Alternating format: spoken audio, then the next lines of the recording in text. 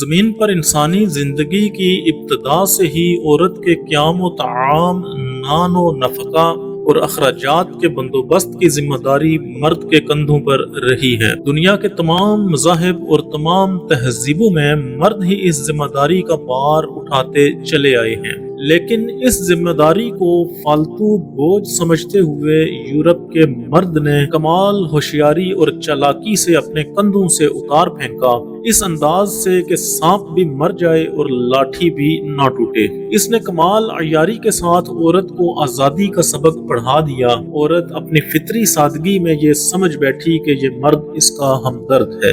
حقیقت میں مرد کو عورت سے ہمدردی نہ تھی، بلکہ اسے اپنے کندھوں سے ذمہ داریوں کا بوجھ اتارنا تھا۔ یہ نعرہ عورت کی آزادی کا تھا، لیکن یہ آزادی در حقیقت عورت کی نہیں بلکہ مرد کی تمام ذمہ داریوں سے آزادی تھی۔ یعنی مرد بڑی چالاکی کے ساتھ عورت کے کندھے پر رکھ کر بندوق چلا گیا اور عورت آزادی کے مسحور کن نعرے کے سحر میں مبتلا سمجھ بھی نہ پائی کہ اس کے ساتھ ہو کیا گیا۔